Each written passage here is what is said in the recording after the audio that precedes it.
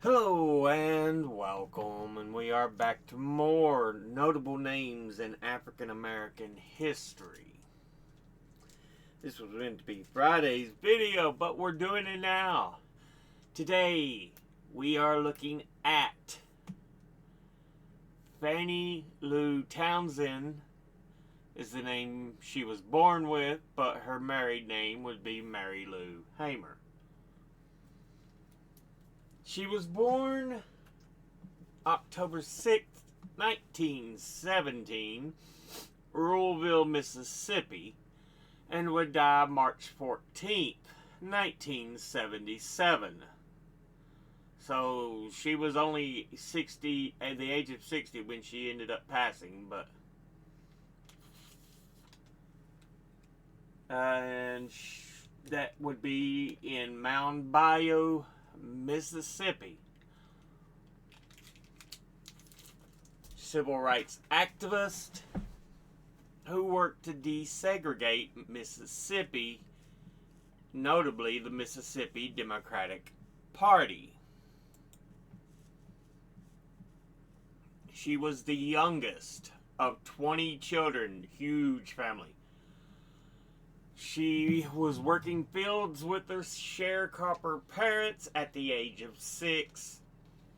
And even during an era of poverty and racial exploitation, she received only a 6th grade education.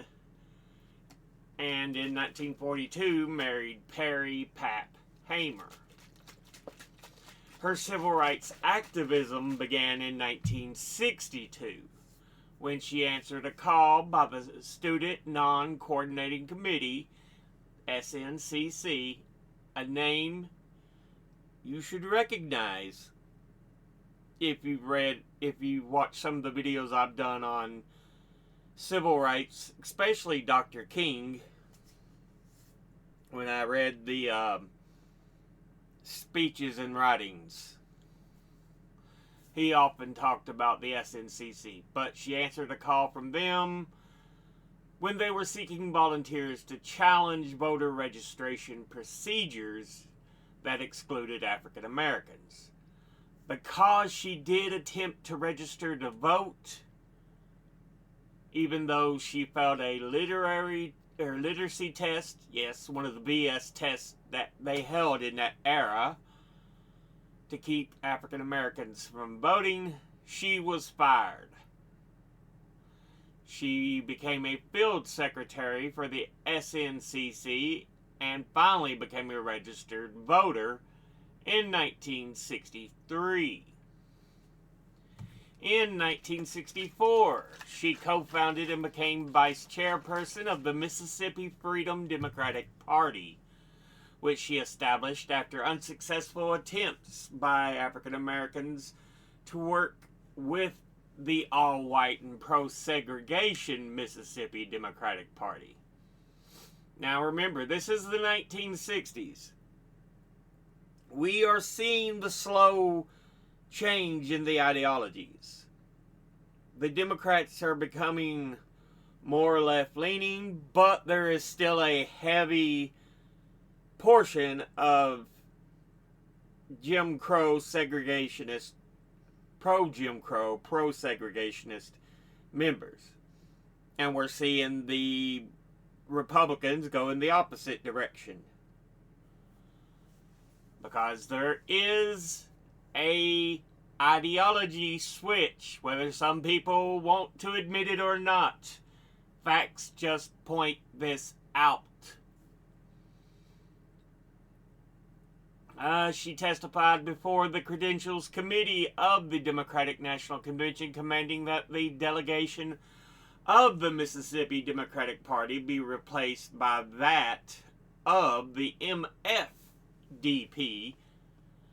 And after President Lyndon B. Johnson attempted to block the television broadcast of her testimony by scheduling a news conference for the same time, forcing television networks to cut away from their live coverage, her speech ended up being carried on many evening news programs, where it was exposed to a much larger audience than it should have received had it been broadcast at its original time.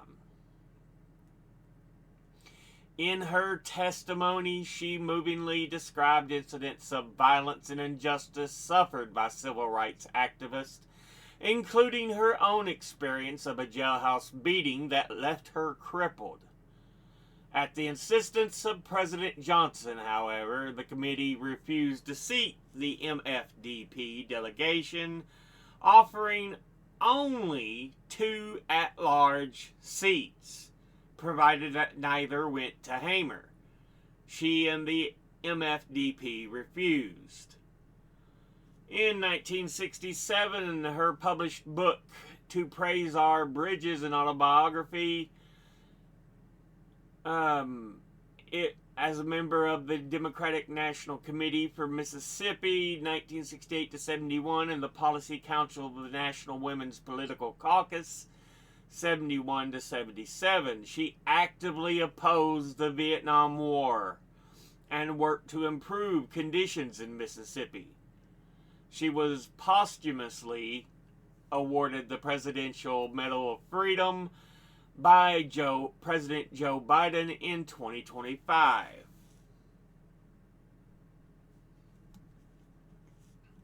So yeah, let's dig in a little deeper.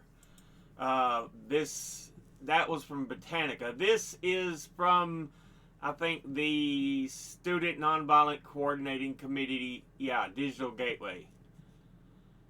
So this is straight from one of the organizations she worked heavily with.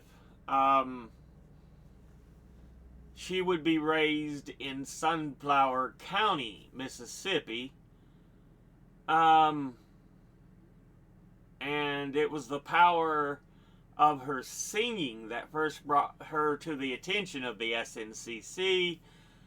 In August of '62, 18 local people from Sunflower County, Mississippi, including Miss Hamer, traveled by bus to Ruleville to the courthouse in Indianola. Despite armed white men milling about the courthouse, the group entered the registrar's office, intending to fill out the voter registration form as best they could. Mrs. Hamer was the first to enter. When they began heading home, the bus, an old school bus used to transport cotton pickers to the fields, was pulled over by the Indianola police at the edge of town, and the driver arrested for driving a bus of the wrong color. It didn't say people of the wrong color, it said a bus of the wrong color. That shows what flimsy, pathetic excuses they would use.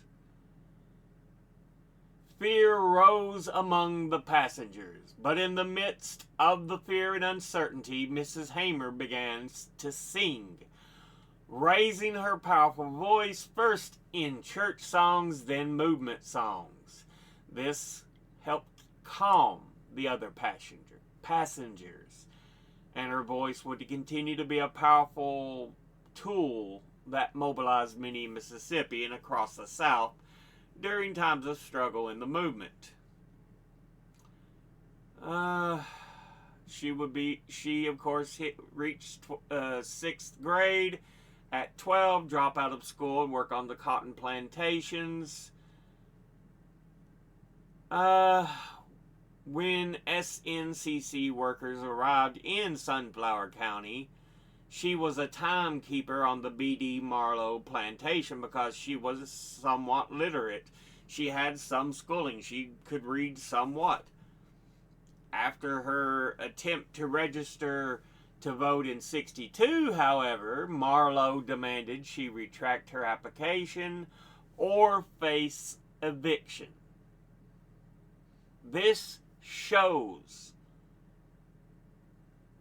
the indignation of some that African Americans should be treated as equally as they are. And you look at it, it's like, that's fucking stupid. They are people. Anyway. Miss Hamer refused and was immediately kicked off the land. She would move into town and stay with the family. White men would pump 16 shots into the house where she was staying, barely missing the occupants. Despite threats and violence, her spirit was unbowed, and her voice became more powerful and influential. Her ability to speak plainly and persuasively impacted most everyone who encountered her, especially the SNCC workers who paid careful attention to her arguments and were swayed by her charisma. She helped found the Mississippi Freedom Democratic Party, and during her testimony in front of the Credentials Committee of the Democratic Party's National Convention in Atlantic City in '64, Johnson staged an impromptu press conference for fear of the power of her story. Describing the brutal treatment at the hands of the Mississippi State Police, she asked the committee, "Is this America, the land of the land of the free and home of the brave, where we are threatened daily because we want to live as decent human beings in America?"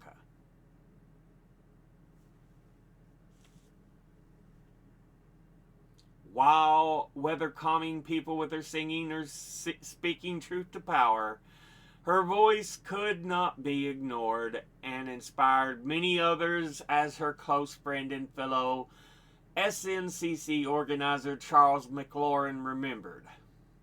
She did not shy away from the dangers of challenging segregation and the denial of voting rights in Mississippi. "I'm going to be standing up, I'm going to be moving forward, and if they shoot me, I'm not going to fall back. I'm going to fall 5 feet 4 inches forward." So yeah. Absolutely just amazing. This is from Stanford, the MLK Research and Education Institute. Let's see. Talked about the torture and abuse she had experienced in her attempt to vote. Martin Luther King Jr. would write that her testimony educated a nation and brought the political powers to their knees in repentance. For the convention voted never again to seat a delegation that was racially segregated. Let's see. Married Perry Hamer, thus she became Fannie Lou Hamer instead of Fannie Lou Townsend. Worked as a sharecropper and timekeeper for the plantation owner for the next 18 years, until finally deciding, hey, I need to be able to vote. And I agree with the Student Nonviolent Coordinating Committee in this fight. So yeah, she ended up being fired and kicked off the land where her home was.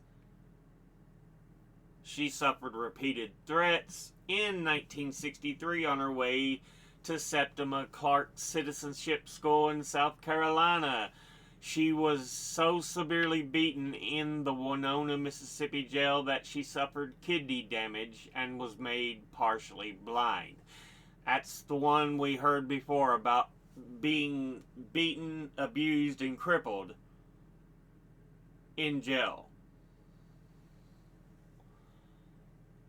That year, when she was at that point in her 40s, she became the oldest SNCC employee and worked as a field secretary for the organization. By the time she cast her first vote in '64, she was already very active in politics. "I cast my first vote for myself because I was running for Congress," she would recall. In 1964, she helped organize the Mississippi Freedom Democratic Party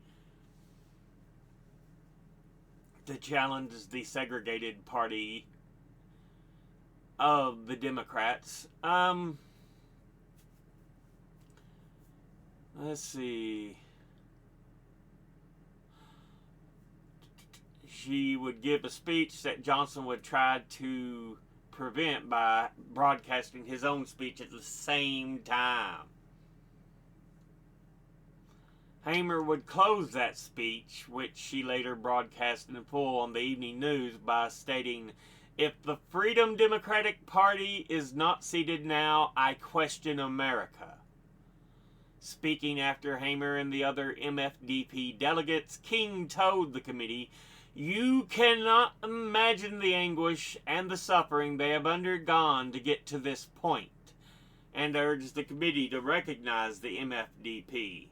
Both King and Hamer participated in negotiations with Vice Presidential nominee Hubert Humphrey in the days following Hamer's testimony, and in a compromise backed by LBJ, the MFDP delegates were offered 2 at-large seats and a promise that the 1968 conventions would bar any state delegation that discriminated against blacks. While King supported the compromise, Hamer was adamant that her entire delegation should be seated, telling the group, "We didn't come all this way for no 2 seats."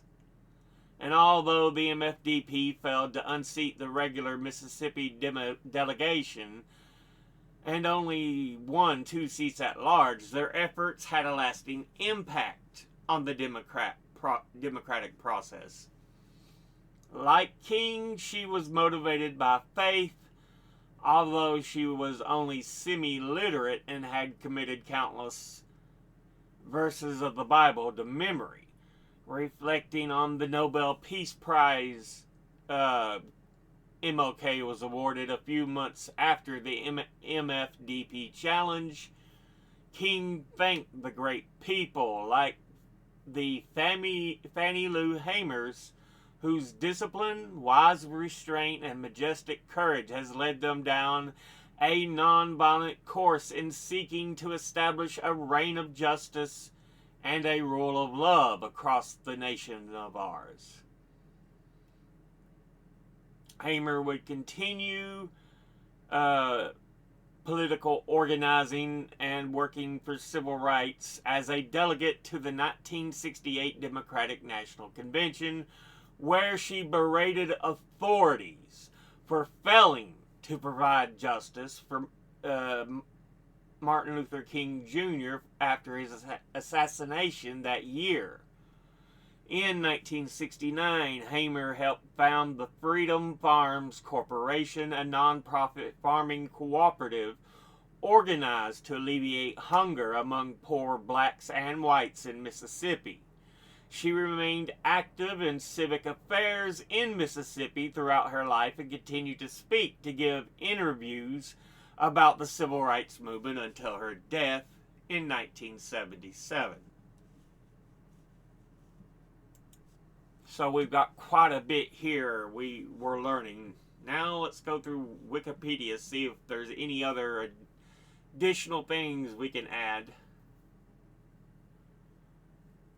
But yeah, clearly civil rights, voting rights, women's rights. Had 4 children with Perry Pap Hamer.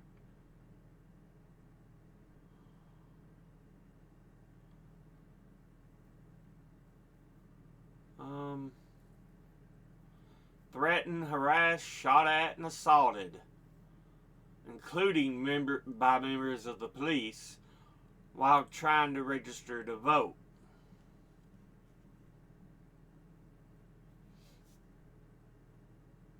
She would run for the United States House of Representatives in 1964, losing to Jamie Whitten, and ran for the Mississippi State Senate in 1971. In 1970, she led legal action against the government of Sunflower County, Mississippi for continued illegal segregation.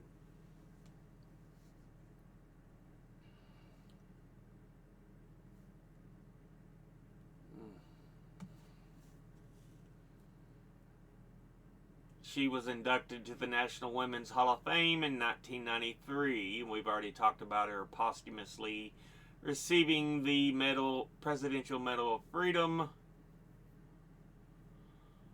Let's see. Parents, were Luella and James Lee Townsend. So, yeah. Attended a one-room school provided for the sharecroppers' children, which we done talked about. She went up until she was in 6th grade. Loved reading, excelled in spelling bees and reciting poetry.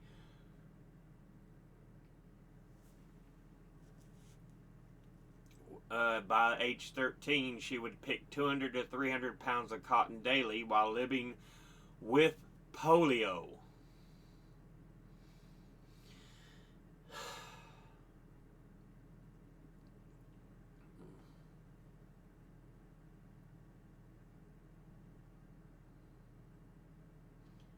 In later years, Lawrence Guyot admired her ability to connect the biblical exhortations for liberation and the struggle for civil rights anytime that she wanted to, and move in and out of any frames of reference. Lawrence Guyot, civil rights activist, director of the Mississippi Freedom Democratic Party. Okay.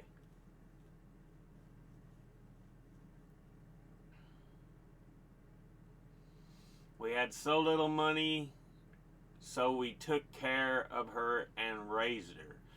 She was sickly too when I got her, suffered from malnutrition. When she got run over by a car and her leg was broken, so she's only in 4th grade now.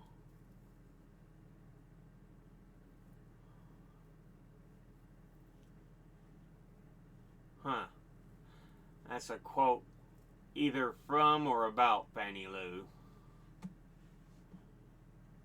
Goodness.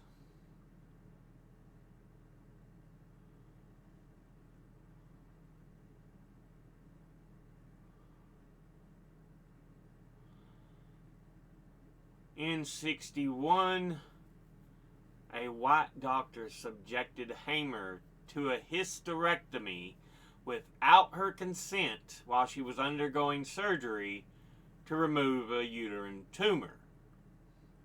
Essentially, yeah, forced sterilization upon her.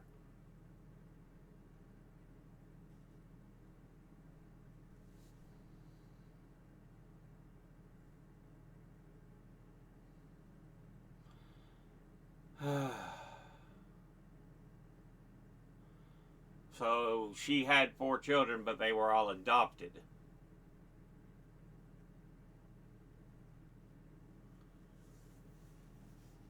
One of her daughters, Dorothy Jean, would die at the age of 22 of internal hemorrhaging after she was denied admission to the local hospital because of her mother's activism.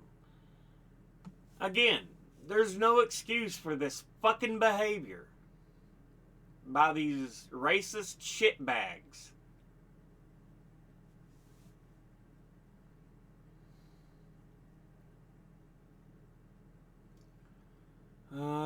Let's see. Registering to vote. That's the big moment when she, had all that happen to her. December 4th, just after she returned to her hometown, she went to the courthouse in Indianola where she took the test again, but she failed it again and she was turned away as a result. She told the registrar, "You'll see me every 30 days till I pass." On January 10th, 1963, she took the test a 3rd time. and was successful and was informed that she was now a registered voter for Mississippi. But when she attempted to vote that fall, she discovered the registration did not allow her to vote, as her county also required voters to have 2 poll tax receipts. Again, part of this Jim Crow bullshit era where it's all these obstacles in front of people so they couldn't vote. Kind of like the SAVE Act that Trump and the Republicans are trying to push right now, where it wants passports, birth certificates. You didn't need that shit before. All you needed was a piece of identification, usually a driver's license. But Trump and the Republicans are trying to take us back to the Jim Crow era. And yeah, fuck those cocksuckers. The requirement had emerged in some, mostly former Confederate states, after the right to vote was given to men of all races in 1870 with the ratification of the 15th Amendment. Thus, literacy tests and poll taxes and all kinds of attempts to set obstacles were used against black people and Native Americans.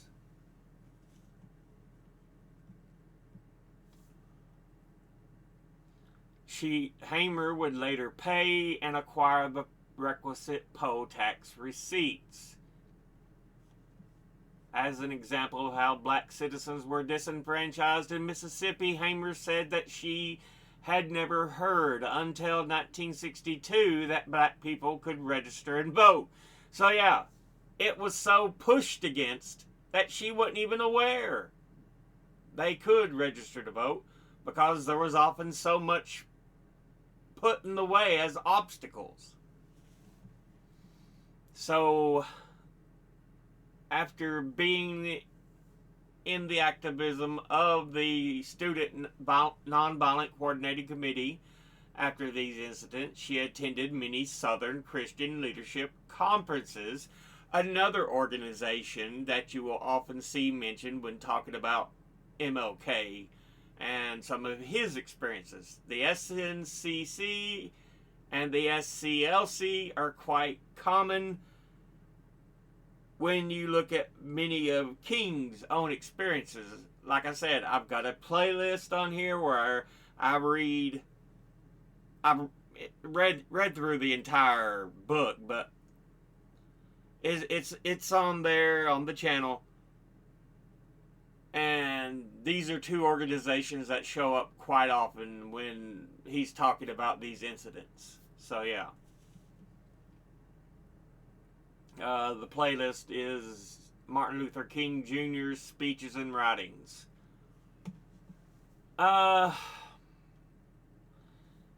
She was sometimes taught classes in various SNCC, pronounced SNCC, because SNCC SNCC, workshops. She traveled to gather signatures for petitions to attempt to be granted federal resources for impoverished black families across the South. In early '63, she became an SNCC field secretary for voter registration and welfare programs. Many of these first attempts to register more black voters in Mississippi were met with the same problems Hamer had found in trying to register herself. We've been waiting all our lives and still getting killed, still getting hung, still getting beat to death. Now we're tired waiting.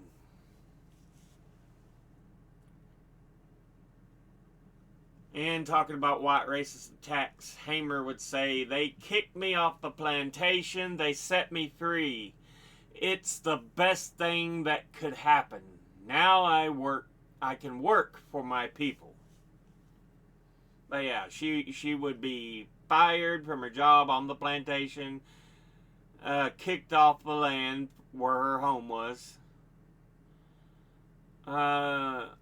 Hamer and her family evacuated to nearby Tallahatchie County for 3 months.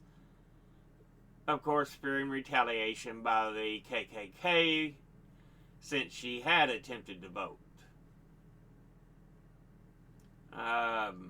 Saying, I guess if I had any sense, I'd have been a little scared.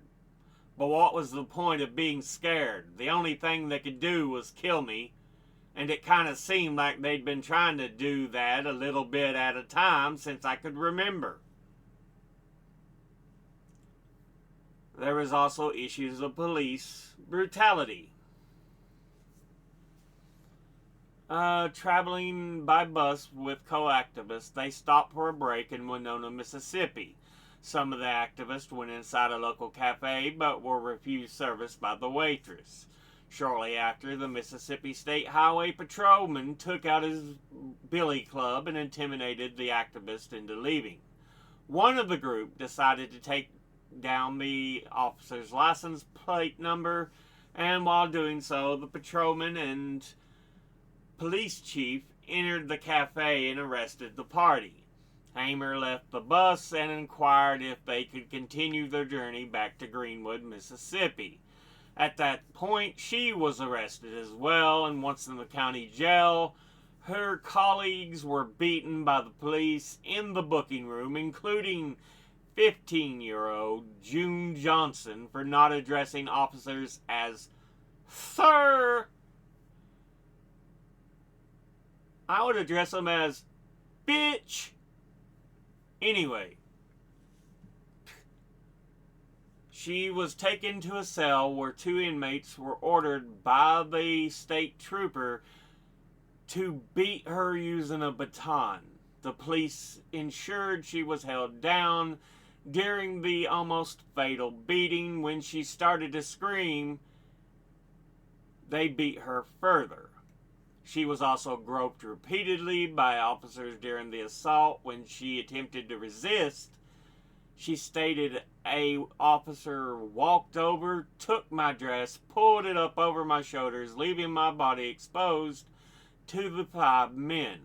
Another in the group was beaten until she was unable to talk.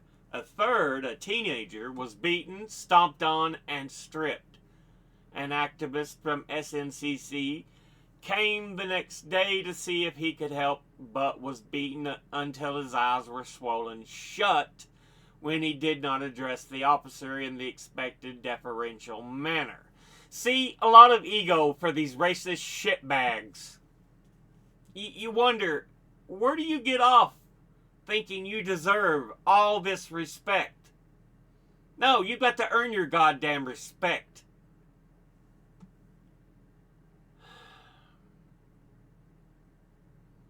Let's see. Freedom Democratic Party congressional run.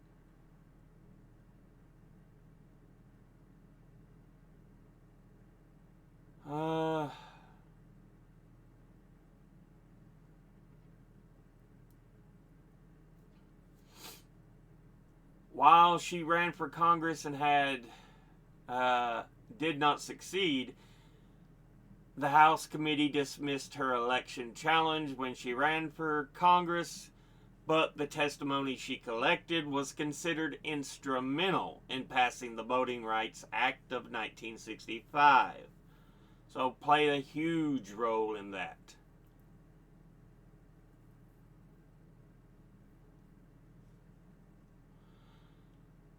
Though she was wanted for her to speak, she was often patronized by both blacks and whites because she lacked formal education.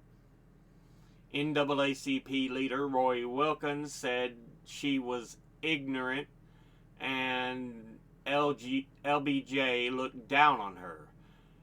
And she was being considered to speak as a delegate to the 1964 Democratic National Convention. Vice President Hubert Humphrey said, "The president will not allow that illiterate woman to speak from the floor of the convention." Well, he was candidate for vice president because LBJ was still president. That's because he took over following Kennedy's assassination. So and Humphrey was his picked vice president for the 64 run. But yeah.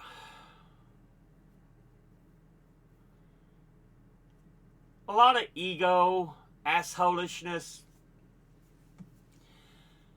She would receive an honorary degree from Tougaloo College, which is mentioned a lot when I read the autobiography of a civil rights foot soldier. I have that on a playlist on the channel as well you can listen to or watch, so yeah, or both. Much to the dismay of a group of black intellectuals who thought she was undeserving of such an honor because she was unlettered. On the other hand, she had staunch supporters like Ella Baker, Bob Moses, Charles McLaurin, and even Malcolm X, who believed in her story and her ability to communicate effectively. These supporters and others like them believed that despite her illiteracy, people who have struggled to support themselves in large families, people who have survived in Georgia and Alabama and Mississippi, have learned some things we need to know. She was known to evoke strong emotions in her listeners, indicative of her telling it like it is, or oratorical style. So yeah.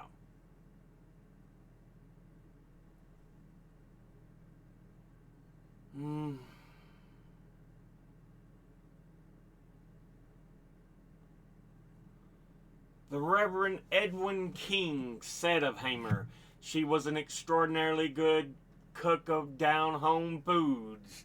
She liked to make whatever she was feeding people at midnight after they would come home from jail or somewhere else to fix the perfect spices or recipe for her guest. After she became the orator, she began picking and choosing the spicy parts she'd put in her speeches. She was always doing the best she had with whatever she had. The foods or words or voice or song, choosing among it what was needed to persuade or to comfort or to please.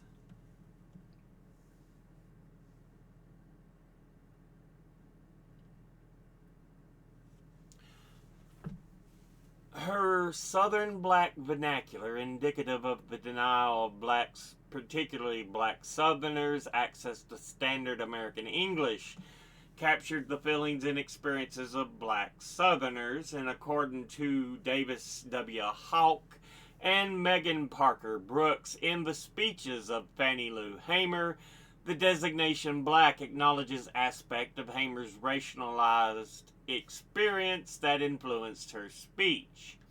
When describing Hamer's discourse, we find the term vernacular more precise than either dialect or language because the etymology of vernacular, taken from the Latin vernaculus and verna, evokes a sense of being both native to a region and subservient to something else.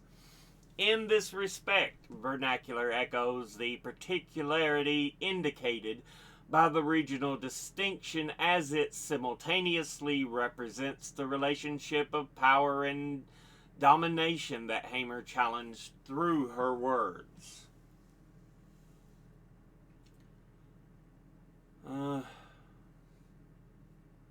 One of her most famous speeches was at the Williams Institutional Church in Harlem on December 20th, 1964, appearing along with Malcolm X. In her speech, Sick and Tired of Being Sick and Tired, she chronicled the violence and injustices she experienced while trying to register to vote. While highlighting the various acts of brutality she witnessed in the South, she was careful to tie in the fact that blacks in the North and all over the country were suffering the same oppression. The audience was one-third white and gave Hamer a warm reception. She would found the Freedom Farm Cooperative, which grew food for poor whites and blacks. She would work on projects including grassroots level Head Start programs and Martin Luther King Jr.'s Poor People's Campaign.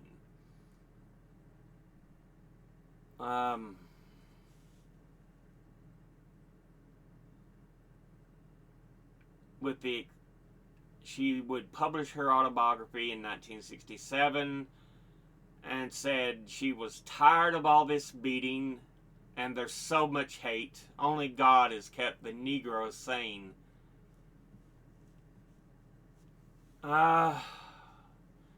She fought for equality across all portions of society, all aspects of society.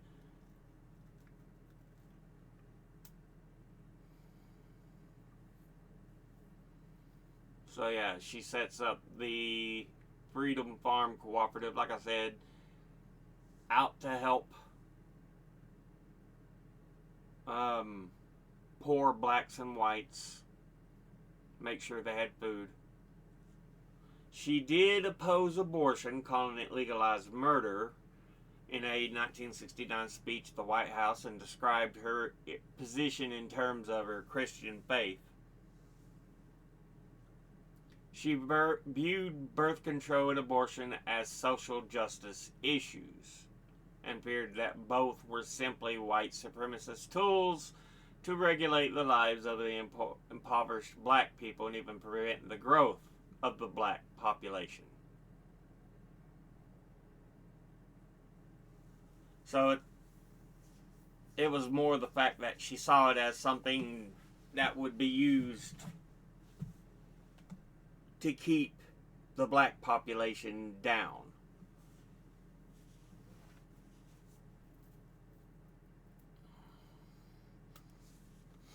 Because remember, she's from a family of 20. So the ability of people to have their own families and everything, she saw as, hey, that should be their right. And thus saw birth control and abortion as a tool to keep the African American population down.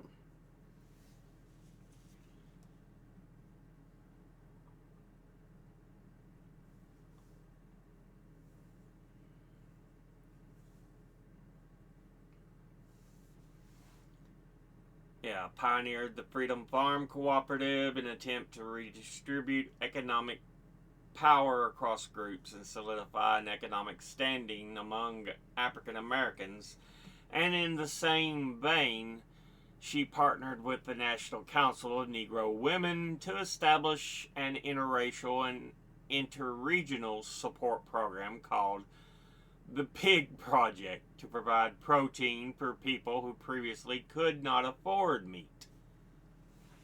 So yeah.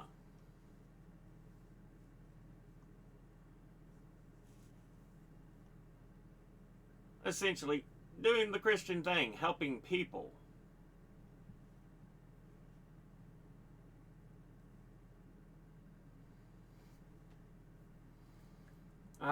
61, while undergoing surgery to remove a tumor, she was forced to undergo a hysterectomy without her consent.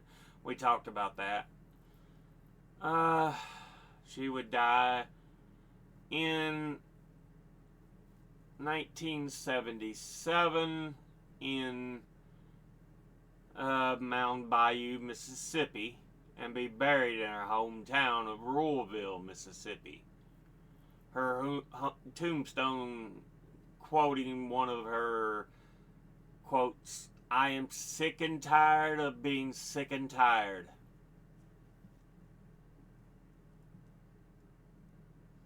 I go into her honors, awards, received a Doctor of Law from Shaw University and honorary degrees at Columbia College, Chicago, and Howard University. Inducted into the National Women's Hall of Fame. received the Paul Robeson Award, the Mary Church Terrell Award, and the National Sojourner Truth Meritorious Service Award. Honorary member of Delta Sigma Theta. Remembrance of her life was given in the United States House of Representatives on the 100th anniversary of her birth, 2017, by Texas Congresswoman Sheila Jackson Lee. Joe Biden, like we said, awarding her with the Presidential Medal of Freedom.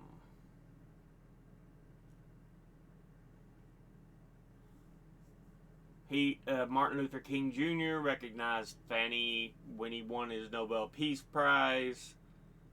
Yeah.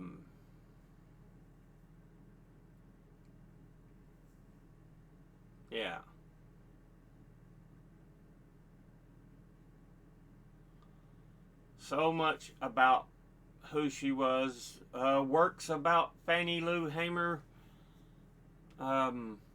Praise Our Bridges, an autobiography, is available to read about Fannie Lou Hamer. Smithsonian Folkways Recordings, Songs My Mother Taught Me, talks about Fannie Lou Hamer. And Megan Parker Brooks, The Speeches of Fannie Lou Hamer, To Tell It Like It Is, if you want more on her. But yeah, that brings an end to this episode. It's been quite a long one. But yeah, we wanted to get through everything there as much as we could, so. Fannie Lou Hamer. For the life of me, I never could understand racist scumbags. I grew up in a region where, before I was around, apparently the KKK was fairly prevalent. But over the years it kind of faded. But of course, Trump has brought out the new racist. Fucking hate that scumbag.